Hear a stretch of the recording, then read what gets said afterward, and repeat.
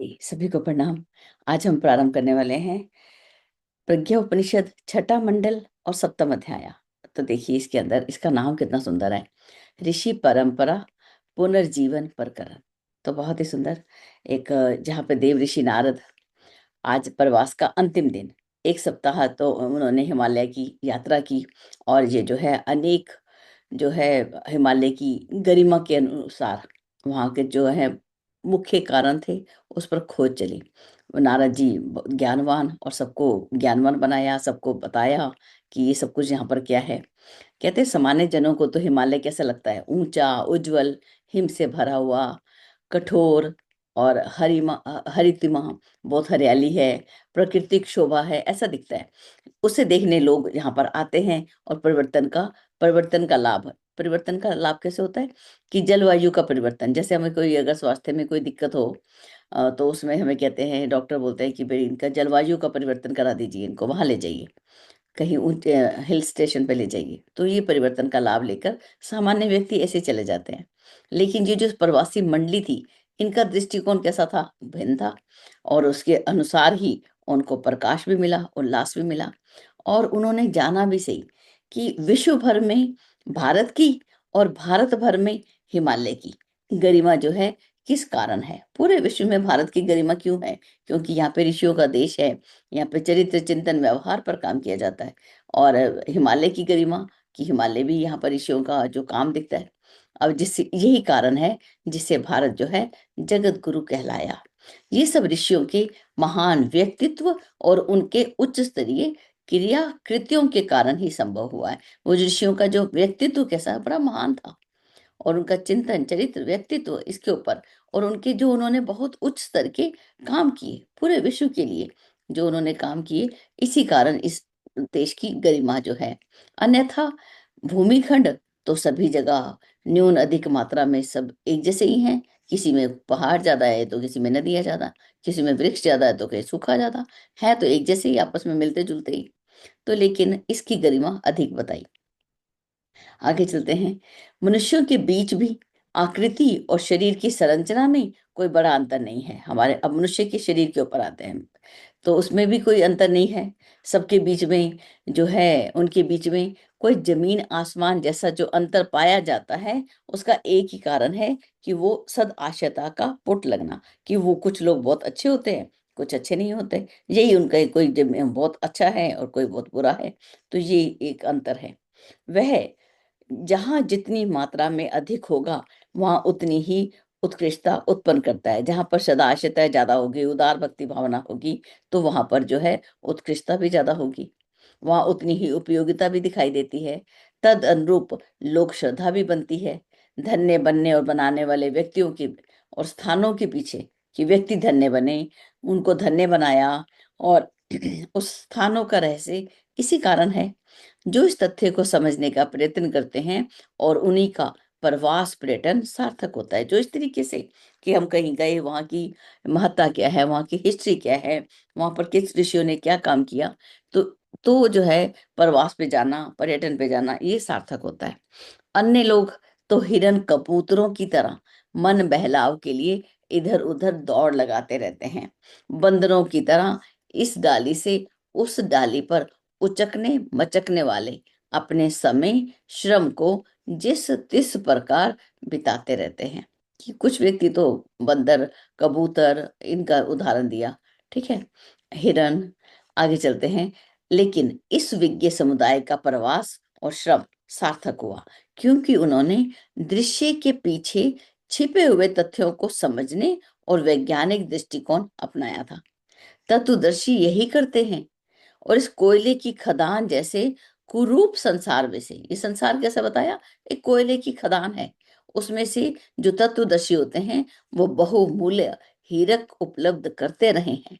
खारी समुद्र में से गोताखोर ही गहरी डुबकी लगाते हैं और मणि मुक्त तक बटोरते हैं। सूक्ष्म दृष्टि में प्रतिभा ही मनुष्य को ऊंचा उठाती और आगे बढ़ाती है। हमारे में प्रतिभा है कि हमारे में कि हम इस संसार में से भी कुछ अच्छे बहुमूल्य हीरे खोज लें। हमारे में प्रतिभा है कि हम खारे समुद्र में से भी मणि और मुक्तक को ढूंढ के ले आए। ये प्रतिभा ही मनुष्य को ऊंचा उठाती है। जो दिखता है उसी को सब कुछ मान बैठने वाले और जो इंद्रियों को प्रिय है उसी के पीछे दौड़ने वाले व्यक्ति नर पशुओं जैसा जीवन बिताते और अंततः पश्चाताप का पोटला सिर पर लाद कर हाथ मलते हुए इस संसार से विदा होते हैं। लेकिन जो अपनी इंद्रियों के पीछे भाग रहा है और संसार को ही सब कुछ मान रहा है, भाग रहा है, मान रहा है, तो उसका जीवन कैसा है? नर पशु जैसा। जब पूरा जीवन बीत जाता है तो अंत में तो अब काहे को, अब पछताए होत क्या जब चिड़िया चुग गई खेत। तो अब तो कुछ बचा नहीं है। तो फिर अंत में पश्चाताप का पोटला अपने सिर पर उठाते हैं और हाथ मलते हुए संसार से विदा हो जाते हैं। इस विचारना के साथ आज का दिन मंडली ने एक स्थान पर बैठकर जो देखा उसी आधार पर किसी निर्णय निष्कर्ष तक पहुंचने का निश्चय किया। तो आज जो है इतनी विचारना का दिन था कि आज प्रवज्ञा को हम विराम देते हैं, लेकिन इसको हम देखते हैं एक जगह बैठकर समझते हैं इसको। सो प्रवास को उन्होंने स्थगित रखा, ज्ञान गोष्ठी की योजना बना ली। अलक अलकनंदा और भागीरथी के संगम पर बसे हुए देवप्रयाग की एक सुरम्य शिलाखंड पर बैठकर वे विचार मग्न हो गए और वो ऐसे शोभायमान हो रहे थे जैसे सप्तऋषि जो है आकाश में प्रकाशवान होते हैं। बिल्कुल ऐसे जैसे आकाश में रात्रि के समय सप्तऋषि मंडल प्रकाशवान होकर अपनी विशिष्टता का परिचय दे रहे हो। इतने सुंदर लगते हैं जब ये युग के निर्माण के लिए और भविष्य के निर्माण के लिए काम किया जाता है। इस पर गोष्ठी विचार किया जा रहा है। आगे है, मंडल के सदस्यों ने पूछा, भगवान देवऋषि नारद को बोल रहे हैं, हिमालय तो वही है, संस्कृति का अस्तित्व भी वही है, मनुष्य भी वैसे ही हैं, वैसे ही उनके हाथ पैर हैं। इतने पर भी, अब प्रश्न है इसको ध्यान से देखेंगे, इतने पर भी अब आज के समय में लोक हितैषणी श्रद्धेय ऋषि परंपरा तिरोहित कैसे हो गई? जो ऋषि परंपरा है वो लुप्त कैसे हो गई? अच्छी परंपराएं तो बढ़नी चाहिए थी, लेकिन ये तो गुम हो गई। पूर्व काल में, पहले समय में मुट्ठी भर ऋषि ही इस देश की, समस्त संसार की मानवीय गरिमा की उत्कृष्टता बनाते और बढ़ाते रहते थे। पर अब तो वह वर्ग एक प्रकार से समाप्त हुआ जैसा ही लगता है। अब तो लगता है वो वर्ग समाप्त ही हो गया, वो ऋषि तो गायब ही हो गए। वैसा वेश और आडंबर बनाने वाले लाखों की संख्या में रहते हुए भी न वैसा दृष्टिकोण है, न चरित्र, न पुरुषार्थ। कि ऋषि परंपरा तो समाप्त हो गई, लेकिन वैसा वेश बनाए हुए बहुत सारे व्यक्ति मिल जाएंगे और वो कोई सामान्य संख्या में नहीं है, लाखों की संख्या में है। और वैसा ही उनका, लेकिन उनका दृष्टिकोण वैसा नहीं है। वेश और आडंबर भले ही वैसा है, चरित्र भी वैसा नहीं है, पुरुषार्थ भी नहीं है। ऐसी दशा में हिमालय का दृश्यमान कलेवर भी ध्वंस ध्वंस अवशेष की तरह दुखी दुर्गतिग्रस्त हो रहा है। जैसे हिमालय का जो है, अब जो दिखता हुआ कलेवर तो पहले भी ऐसी था, लेकिन अब जो है वो इतना अच्छा नहीं दिखता। अब कैसे लगता है? दुखी, दुर्गति से जूझ रहा हो जैसे। प्रत्यक्ष शोभा बनी रहने पर उसकी गरिमा बनाए रहने वाला आधार कहीं खोजे नहीं मिलता। हे देव, इसका कारण और निवारण बताने की कृपा करें। हम सबका मन गलानी से बोझिल और व्यथित हो रहा है कि वहां का जो पतन देखा एक ऋषि परंपरा का, तो उसको देखकर बड़ी ग्लानि हो रही है, बड़ा दुख हो रहा है। तो देव ऋषि नारद बोले, हे भद्रजनों, यह तो स्थूल दृष्टि का परिणाम है। जब तथ्यान्वेषी बुद्धि पार कर जाती है तब मनुष्य मात्र बहिरंग बहिरंग कलेवर को ही सब कुछ मान बैठते हैं और अंध अनुकरण करके उपासास्पद बनते हैं। स्वयं भ्रमित होते हैं, असंख्यों को भ्रम में डालते हैं। भ्रमित जनों के पल्ले अनर्थ ही पड़ता है, इसे सभी जानते हैं। इसको देखते हैं, कहते हैं ये तो हमारा स्थूल दृष्टि का परिमाण है कि हमने, जब हम, जो नई पीढ़ी आई तो वो हिमालय पर गई, तो उन्होंने केवल स्थूल दृष्टि से ही हिमालय को देखा, जो सूक्ष्म बुद्धि है उसको छोड़ दिया। जब ऐसी बुद्धि से हम परे चले जाते हैं तब हम बहिरंग कलेवर को हम सिर्फ देखेंगे, अरे ये साधु बाबा पहनते क्या थे, ऋषि पहनते क्या थे, अरे इन्होंने इसके ऊपर बहुत सुंदर बताया, अभी आगे इसमें अगले पैराग्राफ में आएगा। तो बाहरी कलेवर को ही उन्होंने सब कुछ मान लिया और उसका ही अंध अनुकरण किया और उपहास का कारण बने।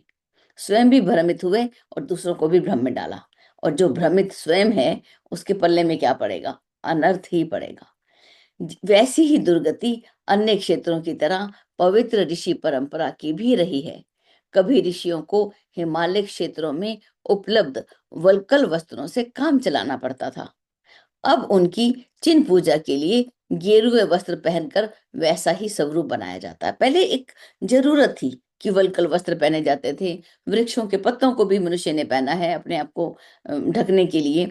लेकिन अब जो है सब कुछ है, लेकिन फिर भी स्वरूप वैसा ही बनाया जा रहा है। उन दिनों शीत निवारण के लिए वन क्षेत्र में विपुल मात्रा में लकड़ी रहती थी। पहले बहुत सारी लकड़ी होती थी, तो उसको साफ करने के लिए, अपनी सर्दी के निवारण करने के लिए वे उसे धूनी के रूप में जलाते थे। और जो भस्म निकलती थी उसको शरीर पे लपेटते थे, उससे कि जो है शरीर में सर्दी नहीं लगती थी। इससे सर्दी और गर्मी का सहन कर पाना सुगम हो जाता था। लेकिन अब ना तो लकड़ी सुलभ है, अब तो लकड़ी पेड़ कम हो गए, तो लकड़ियां भी सुलभ नहीं है। और ना ही वस्त्रों का अभाव है। अब तो बहुत वस्त्र है, सबके घर में जाके देखे तो सही, अलमारी खोलो तो नीचे गिरते हैं, इतने वस्त्र हो चुके हैं। तो वस्त्रों का अभाव भी नहीं है। लेकिन और फिर भी कथा कथित साधु जन लकीर पीटने के लिए उसी प्रचलन का बिना विचारे अंध अनुकरण करते हैं। फिर भी वैसे ही वल्कल वस्त्रों को धारण करेंगे, भस्म को धारण कर लेंगे। लेकिन अभी तो वैसी समस्या ही नहीं है। जैसी समस्या थी वैसे ही रहना चाहिए था ना। तो आगे लिखते हैं कि उन दिनों में तुम्बा और नारियल के जल पात्र वन क्षेत्र में सहज उपलब्ध होते थे। अस्तु वे अपरिग्रह के चिन्ह थे कि उस समय वहां पर बहुत सारे नारियल के पेड़ थे।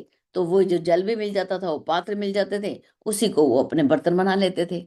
लेकिन आज तो बर्तन सस्ते हैं और सुविधाजनक होने पर उन्हीं वस्तुओं के लिए आग्रह रखा जाना।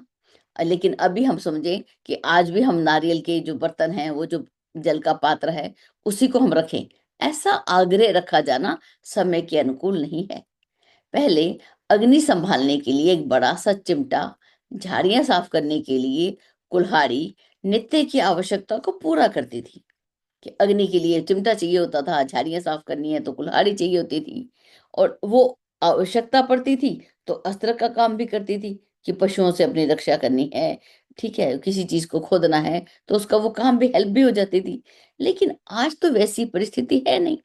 फिर भी लोग इन उपकरणों को धारण किए फिरते हैं। फिर भी कोई चिमटे उठा के घूम रहा है, कोई कुल्हाड़ी, कोई परसा लेके घूम रहा है।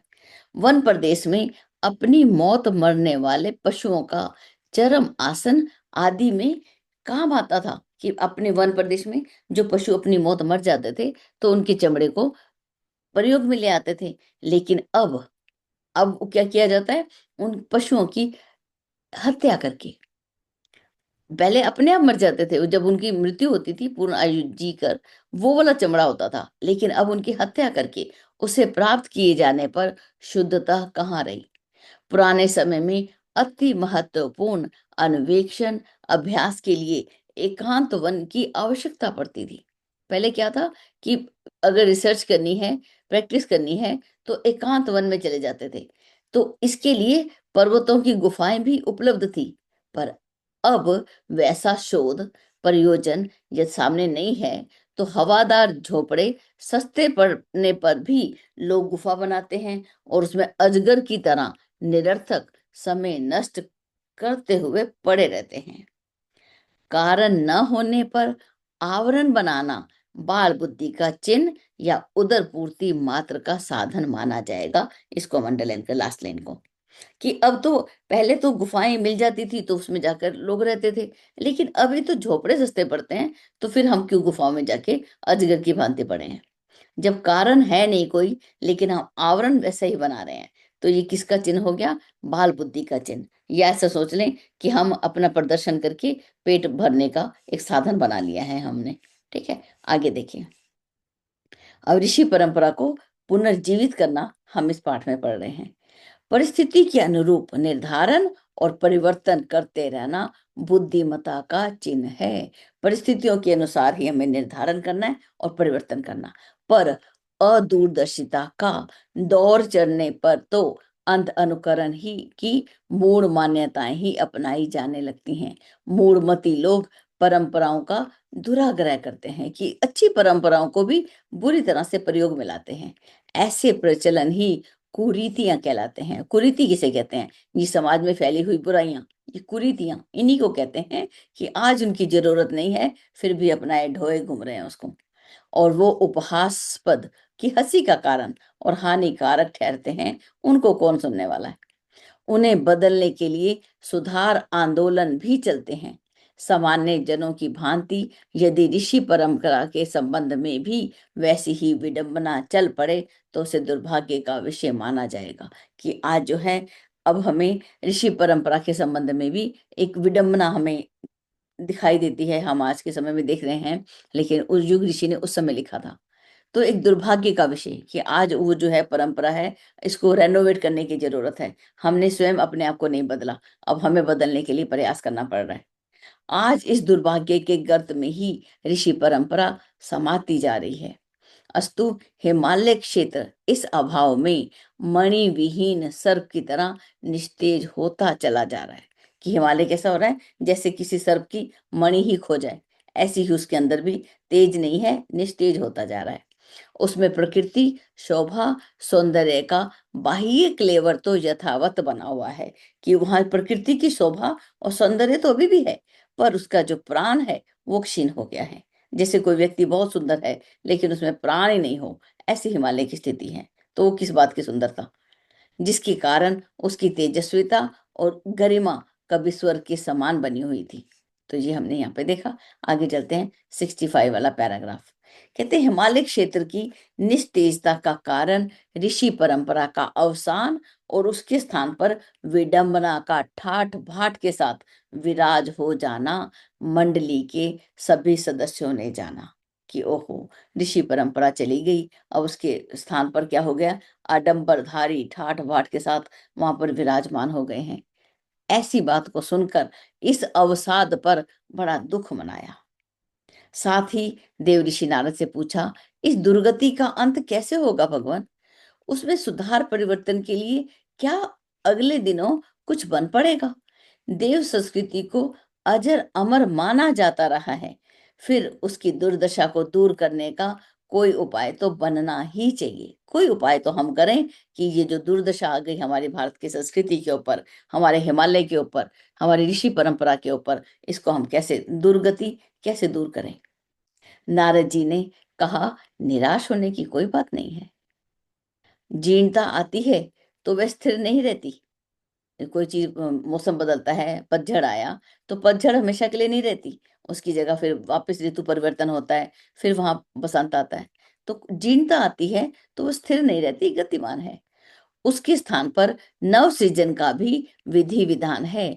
वृद्ध जन अशक्त और रुग्ण स्थिति में जा पहुंचते हैं तो प्रकृति उनका वह कलेवर छीन लेती है और नया जन्म देकर नया शरीर प्रदान करती है। जब हमारा शरीर जो है बूढ़ा हो जाता है, वृद्ध हो जाता है और ऐसी स्थिति में कि अब हम चल फिर भी नहीं सकते, तो प्रकृति अपना काम करती है। वो पुराना कलेवर छीन लेती है, नया कलेवर दे देती है, नया शरीर दे देती है।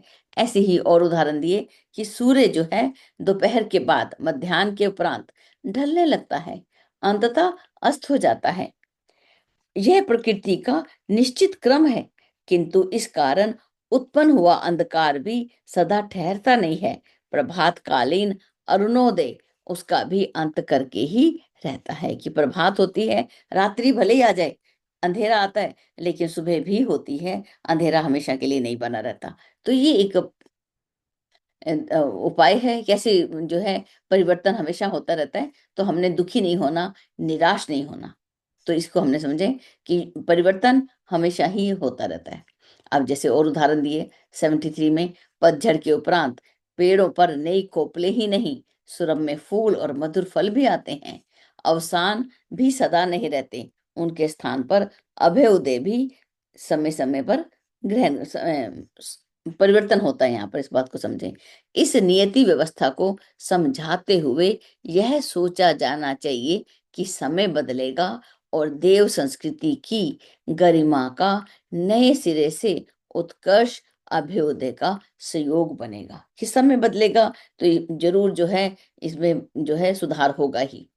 विज्ञजन को उज्जवल भविष्य की ही सदा आशा करनी चाहिए। हमें निराश नहीं होना, हमें आशावान होना चाहिए। किसके लिए? उज्जवल भविष्य के लिए। विभिन्न परिस्थितियों में भी निराश नहीं होना चाहिए। क्यों?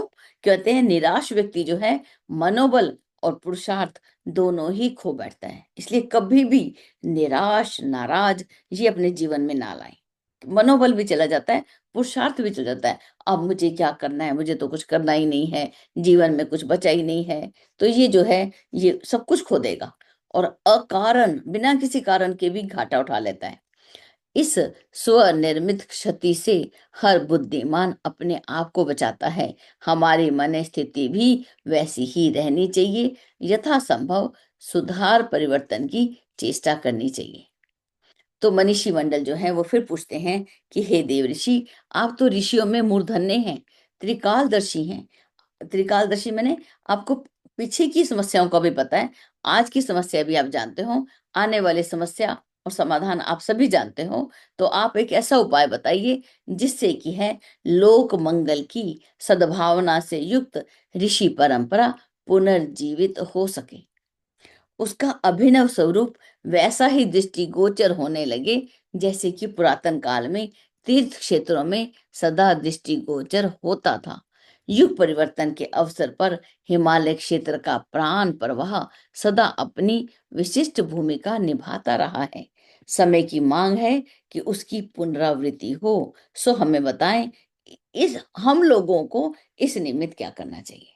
अब जो है प्रश्न लेके आए कि अब हम क्या करें, हमें लिए आप क्या आदेश देते हो कि जो है ये ऋषि परंपरा जो है उसका नया स्वरूप जो है वो दिखाई देने लगे।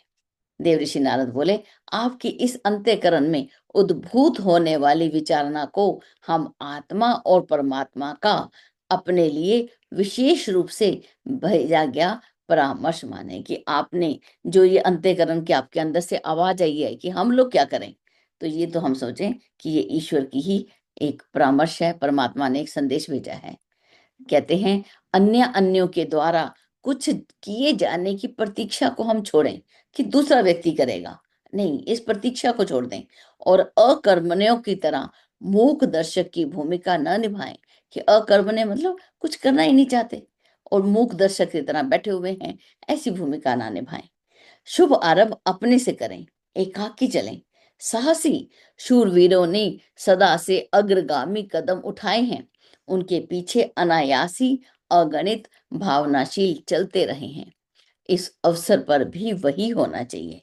इस नव निर्धारण में आप सबका प्रयास प्रमुख रहना चाहिए। अब इससे लाभ क्या होगा? मिलजुल कर प्रयास करने से चींटियां भी हाथी को मार सकती हैं, मधुमक्खियां भी रस का भरा छत्ता बना सकती हैं। रीछ वानरों द्वारा किया गया राम कार्य, ग्वाल बालों द्वारा किया गया कृष्ण सहयोगी कार्य कितना सफल हुआ ये हम सब जानते हैं। देवताओं की संयुक्त शक्ति से दुर्गा का अवतरण हुआ था। ऋषियों के रक्त संचय से घड़ा भरने पर सीता का जन्म हुआ और संव्याप्त असुरता का समापन हुआ। आप लोग अपने को सामान्य मत माने कि संयुक्त शक्ति को जो है आज उभार के लाएं। जब ऋषियों के रक्त का संचय किया गया उसी से सीता बनी और आज हमें नव ये जो है संस्कृति के उदय के लिए, नई संस्कृति बनाने के लिए, इसको रेनोवेट करने के लिए, इसका पुनर्जीवन देने के लिए आज हमें भी एक समूह में हमें काम करना होगा, एक टीम बनाकर हमें काम करना होगा। महान संकल्प करने वाले, महान पुरुषार्थ में जुट पड़ने वाले महान कहलाते हैं।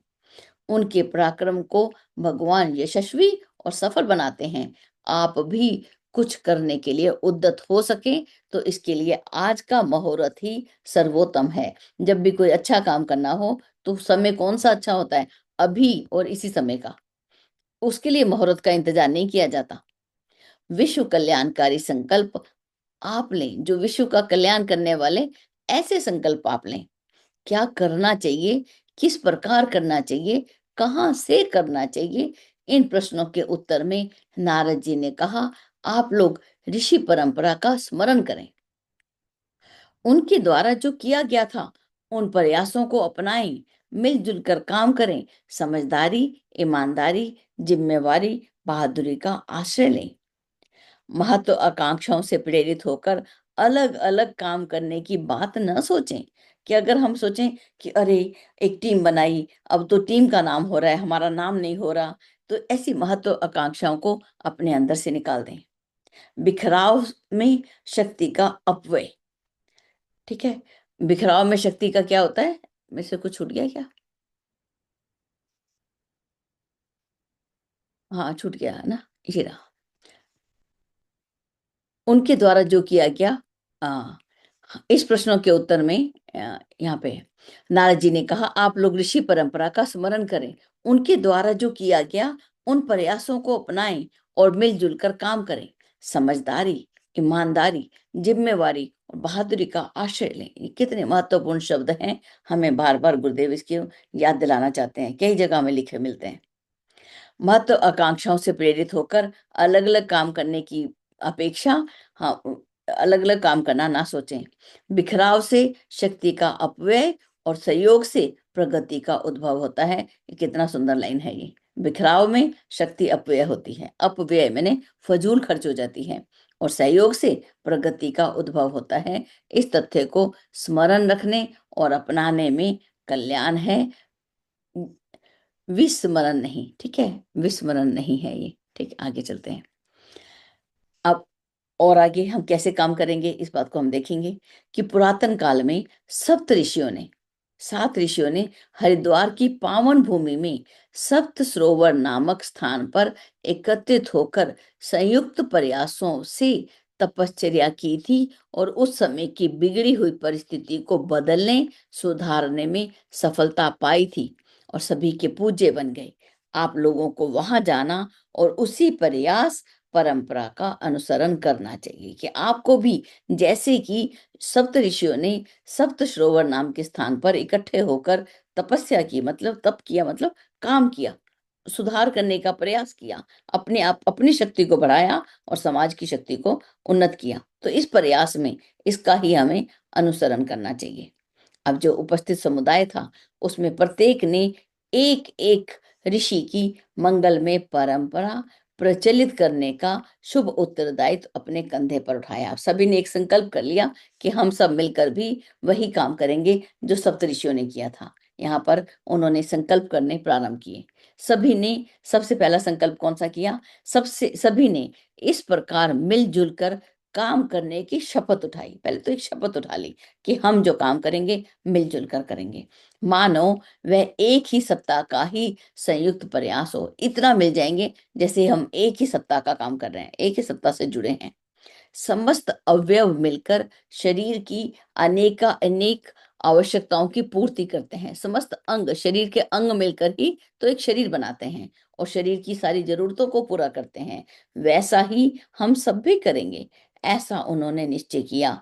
एक ने पतंजलि परंपरा का अनुसरण करते हुए योग विज्ञान को समय अनुकूल बनाने का निश्चय किया। तो ये अब जो है उनकी जो संकल्प है वो बताए जा रहे हैं। एक ने संकल्प किया कि पतंजलि परंपरा को मैं वापस से पुनर्जीवित करूंगा, और जो योग विज्ञान है उसको समय के अनुकूल बनाने का निश्चय करेगा।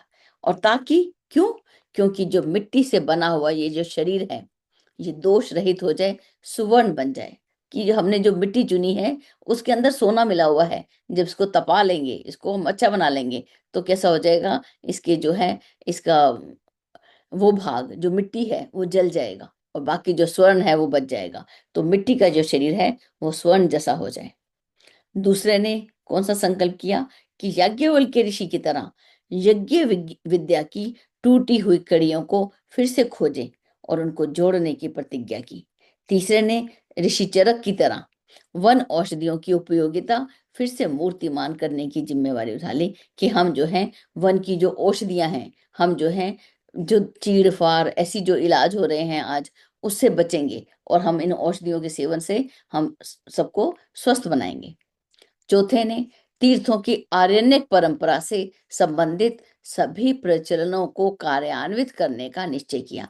आरण्यक परंपरा क्या हो गई? यहाँ पढ़े लिखों को पढ़ाया जाता है, बड़ों को पढ़ाया जाता है कि आज हम युग के अनुकूल क्या काम करें। वो परंपरा को जीवित करने के लिए चौथे व्यक्ति ने संकल्प किया। और क्या किया उन्होंने? पुरोहितों, परिव्राजकों की का बड़ी संख्या में निर्माण किया और प्रशिक्षण की बनाया। तो प्रशिक्षण जो है वहां पर ट्रेनिंग होने लगी। परिव्राजक बनाए कि जो अपना समय दान दे सकें। पुरोहित जो ज्ञानवान थे उनको बुलाया गया। ठीक है, तो उनको इकट्ठा किया, उनको प्रशिक्षण की एक योजना बनाई गई। युग तीर्थों को प्रज्ञा संस्थानों के रूप में देश देशांतरों में विनिर्मित करने की ठान लिया उन्होंने। पांचवें ने ज्योतिर्विज्ञान के आधार पर अंतर्ग्रही प्रभावों के साथ तालमेल बिठाने का पुरुषार्थ नए सिरे से करने का निश्चय किया। ये ज्योति विज्ञान है, जो ग्रहों का ताल जो है प्रभाव जो पड़ता है, इसको इनको पढ़ने का, इसका जीवन के साथ तालमेल बिठाने का जो पुरुषार्थ था, उसको नए सिरे से अपनाने का निश्चय कर लिया। छठे ने शब्द शक्ति मंत्र विज्ञान के रहस्यों को प्रत्यक्ष करने की ठानी। किसका? कि शब्द विज्ञान और मंत्र विज्ञान, ये जो इसका रहस्य है, इसको हम प्रत्यक्ष करने का वो लिया। शब्द शब्द योग और शब्द नाद और नाद बिंदु, ये जो हम पढ़ते हैं शब्द और नाद, ये मंत्रों का जो विज्ञान है इसको। अब इस लाइन को थोड़ा ध्यान से देखेंगे, देखना अगर मैंने गलत पढ़ा तो सही बताना। अब इस लाइन को मंत्र विज्ञान और सूक्ष्म तत्वों को, शक्तियों को बांधने, उन्हें सद्बुद्ध करने में समर्थ है। इसको दोबारा पढ़ती हूँ, अब इस रूप में नहीं, मंत्र के बाद रुकते हैं। मंत्र विज्ञान व सूक्ष्म तत्वों को, मंत्र क्या करते हैं? विज्ञान को और सूक्ष्म तत्वों को, शक्तियों को बांधने और उन्हें सही दिशा देने में समर्थ हैं। तो इस रूप में ले, मंत्र के बाद हम थोड़ा सा रुक जाते हैं। मंत्र की विज्ञान व सूक्ष्म तत्व ये एक साथ हैं। ठीक है, अगर इसको दीदी अगर आप इसको शुद्ध करें तो बताना मुझे। आगे चलते हैं। सातवें ने आस्था संकट का निवारण करने के लिए तर्क, तथ्यों और प्रमाणों के सहारे जनमानस के परिष्कार का भार अपने सिर पर वहन करने का निश्चय किया। ये जो आस्था संकट आया है आज के समय में, हम इसे निवारण करेंगे। तर्क इकट्ठे करेंगे, तथ्य निकाल के लाएंगे, प्रमाण देंगे, उदाहरण देंगे, इतिहास का देंगे, महामानवों का देंगे, युग सेनानियों का देंगे, स्वतंत्रता सेनानियों का उदाहरण देंगे, प्रमाण लाएंगे, तथ्य इकट्ठे करेंगे, तर्क करेंगे, वाद विवाद करेंगे, शास्त्रार्थ करेंगे, और इससे जो है जनमानस का परिष्कार होगा। जनमानस जो है, जो आज दलदल में धंसा जा रहा है, पशु और पिशाच का स्तर का जीवन जी रहा है, उसको हम उन्नत बनाएंगे। इस संयुक्त प्रयास का नाम प्रज्ञा अभियान रखा गया। प्रज्ञा अभियान इसी का नाम है, हम उसको कोई मैगजीन का नाम नहीं समझें। प्रज्ञा अभियान जो है वो अभियान जिसके ऊपर, जिसके अंदर आस्था संकट का निवारण कर सकें। इसी पूर्व निश्चय व ईश्वर की प्रेरणा के वशीभूत होकर इसे कार्यान्वित करने के लिए प्रमुख सप्त ऋषियों की तपस्थली के सन्निकट विश्व कल्याण की चिंता से युक्त कर्मठ व्यक्तियों ने गायत्री तीर्थ स्थापित करने का निश्चय किया। उन लोगों ने निश्चय किया कि हम चलते हैं कहाँ पर? हरिद्वार की, और वहां पर सप्त ऋषियों ने मिलकर कि हम गायत्री तीर्थ स्थापित करते हैं, जिससे लोगों को यहाँ पे आरण्यक परंपरा भी हो, वहाँ पे आस्था संकट का निवारण भी हो, वहाँ पे स्वावलंबन की कक्षाएं भी चलें, वहाँ नारी जागृति का काम भी चले, वहाँ पर्यावरण की शुद्धि का काम भी चले, वहाँ पे हर तरीके के काम चलें। सातों आंदोलन जो हैं, जो गुरुदेव ने बनाए, साधना, स्वाध्याय, ये सारे आंदोलन जो हैं, इसको वहां पर चला दिए। आगे देखते हैं 125 से 128 में। अपूर्व उत्साह व निष्ठा से ये सभी कर्मठ व्यक्ति साथ साथ चल पड़े। कर्मठ क्या बोलते हैं? अब तो हम काम करके ही दम लेंगे, रुकेंगे नहीं, अब हम कर्मठ हैं। वो लोग खूब मेहनती लोग हैं। नियत स्थान पर पहुंचकर, कहाँ पहुंच गए? कि नियत जहां उन्होंने सोचा था, उस स्थान पर पहुंचकर उपरयुक्त सातों योजनाएं संयुक्त होकर एक स्थान पर आ गई। ऋषि परंपरा को पुनर्जीवित करने वाला प्रज्ञा अभियान अत्यंत उत्साह के साथ तूफानी वेग से चल पड़ा। उसकी सफलता को देखकर सभी चकित रह गए और पुरातन सतयुग को फिर से वापस लौट आने का आधार प्रत्यक्ष देखने लगे कि अब तो नया सतयुग है, जो प्रज्ञा युग जो है वापस आने वाला है, देखने लगे। सभी ने सोचा अब दुराचार आदि नहीं रहेंगे। नारद जी ने सभी को जैसा आशीर्वाद हिमालय में दिया था और विश्वास दिलाया था कि उनका संकल्प निश्चित रूप से सफल होना था। वह यहाँ सफल होने लगा। इति श्रीमद् प्रज्ञोपनिषदे देव संस्कृति खंडे ब्रह्म विद्या आत्मविद्यो युग दर्शन युग साधना प्रकटीकरणयो मैं ऋषि नारद प्रतिपादिते ऋषि परंपरा पुनर्जीवन इति प्रकरणो नाम सप्तम अध्याय। बहुत ही सुंदर एक पाठ, और इसके अंदर ऋषि परंपरा को हम कैसे पुनर्जीवित कर दें, इसके ऊपर हमें समझना होगा, इसको सोचना और समझना। और हम यहाँ पर कितने लोग बैठे हैं? वहां पर तो सप्तऋषि आश्रम थे, यहाँ पर बैठे हैं 21, 3 गुना बैठे हैं। 7 21 7, 3 मतलब 3 व्यक्ति अगर एक एक ग्रुप में जुड़ जाएं तो एक 3 मिलकर, तो 3 तो जीव ब्रह्म और प्रकृति होते हैं। 3 तो श्रद्धा प्रज्ञा और निष्ठा होते हैं, उपासना साधना आराधना होते हैं। तो अब तो 21 लोग बैठे हैं, तो एक एक टीम बने कि हम क्या काम करेंगे, और उसी के आधार पर हम अपने दृढ़ संकल्प होकर, कर्मठ होकर, आज हम समाज के निर्माण में सबसे पहले अपना निर्माण, गुरुदेव ने एक सीढ़ी बनाई है, अपना निर्माण, परिवार का निर्माण, समाज का निर्माण, विश्व का निर्माण, पूरे विश्व, पूरे ब्रह्मांड का निर्माण, पूरी इस तरीके से हम काम करें। हम क्या काम करेंगे, इस पर हमें सबको सोचना होगा। इसी के साथ मैं अपनी वाणी को विराम देती हूँ और चलते हैं ढूंढने अपनी दीदियों को। जी दीदी, हेमलता दीदी दिख रहे हैं? मुझे तो नहीं दिख रहे। जी नहीं दिख रहे। तो चलिए आप लोग बोलिए, किशोरी दीदी आपसे शुरू करते हैं। जी दीदी प्रणाम, सभी को प्रणाम। हाँ, हेमलता दीदी नहीं दिख रही है, वही मैं भी देख रही थी बैठ जाके। हाँ, अपना बहुत अपना जो सुंदर। जिसमें हमें इंटरेस्ट है उसी काम को चुन लें। जी दीदी बोलिए। हाँ हाँ, बिल्कुल दीदी। जैसे शुरू से मेरा प्रैक्टिकल फील्ड ज्यादा रहा है, तो मैं योग को चुन ली हूँ और वो अपना हो रहा है। उसके साथ स्वाध्याय भी कर रही हूँ। आपने जो होमवर्क दिया है वो भी एक एक चैप्टर डेली पढ़ रही हूँ, उसका सारांश मैं ले पाऊँ सैटरडे को। तो अरे ये वाह। आपके माध्यम से हम लोगों के लिए बहुत बहुत आगे बढ़ाने का आप प्रयास कर रही हैं। समय से उठना, लिंक देना, रिकॉर्डिंग करना, फिर भेजना, फिर इसके लिए बहुत बहुत धन्यवाद।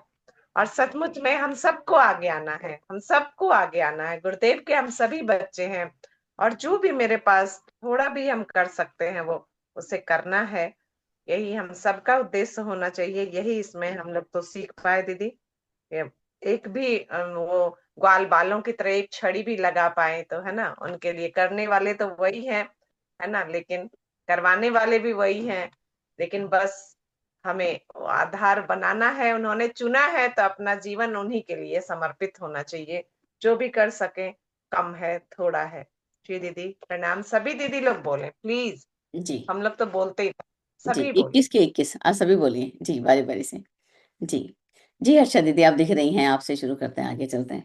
अपने आप को वीडियो भी ऑन कर लीजिए तभी मुझे दिखे। सभी को प्रणाम। स्टार्टिंग में जो बोला ना, वो एक जगह से दूसरी जगह जाना, तो वो कनेक्ट हुआ।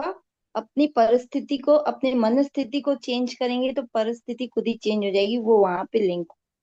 जी बस इतना ये बोलना था, ये तभी का क्लिक आया तो वो शेयर किया बस। जी दीदी बहुत अच्छा। ये वहां से। जी जी, मनोरमा दीदी, प्रेमलता दीदी आप बोलेंगे? ये वीडियो रिकॉर्ड कर, ऐसे करते हैं, इसको बंद कर देते हैं।